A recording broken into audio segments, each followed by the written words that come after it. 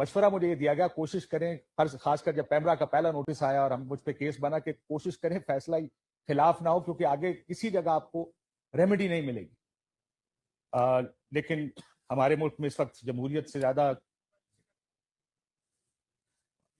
جمہوریت کی جو حالت ہے، زیادہ اگر کہیں کہ منی مارشل لا نما نظام ہے تو شاید غلط۔ They go with me wherever I go. Olafly, peace of mind always. It's so simple. اس میڈیا کو بہت نقصان پہنچایا جب پاور سینٹر سارے اکٹھے ہو گئے۔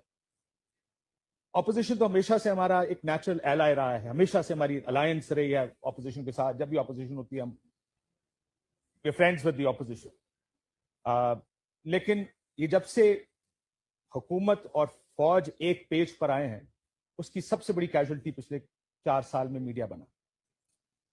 ہمارے ساتھ بڑا مسئلہ، میں آپ کو اپنی ذات کی مثال اگر کہیں تو میں دے بھی دیتا ہوں، جیسے میں نے کہا کہ پیمرا کے نوٹسز تو آئے، پھر مجھے ایف بی آر کے جب نوٹسز آنے شروع ہوئے تو میرے وکیل نے ایک دن فون کر کے کہا سر ایسا کوئی قانون نہیں ایف بی آر کا جو ہم پہ نہ لگ گیا ہوا۔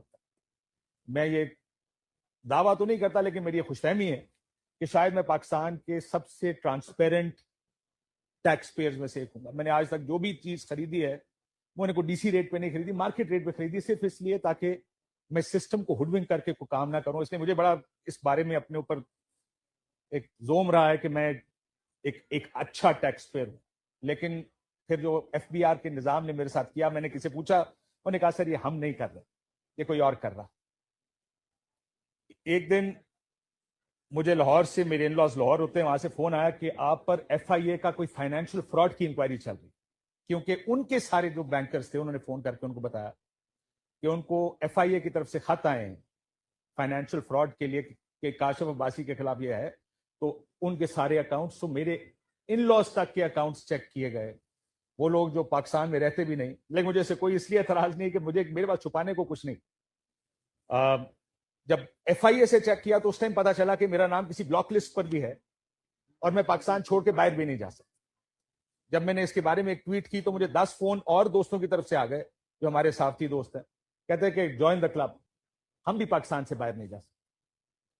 میری بیوی ایک دن اکاؤنٹ اپنا آپریٹ کرنے بینک گئی، پتا چلا اکاؤنٹ فریز ہو گیا۔ میں نے اس کے اوپر ٹویٹ کی، بہت سے لوگ دوستوں کے پھر میسج آ گئے جوائن دا کلب، ہمارے بھی اکاؤنٹ فریز ہو گئے۔ میں نے تو سنا وہ اسد طور میرا چھوٹا بھائی ہے، اس نے طوطے خریدے تھے، جس شخص سے طوطے خریدے تھے اس کے اکاؤنٹ بھی فریز تھے اس میں۔ سو یہ حالات، اور یہ میں ایک چھوٹی سی آپ کو مثال دے رہا ہوں، بہت سی چیزیں ایسی ہیں جو شاید پھر کسی وقت ہم بات کریں گے، گزارا اس حد تک رہتی نہیں بات اسے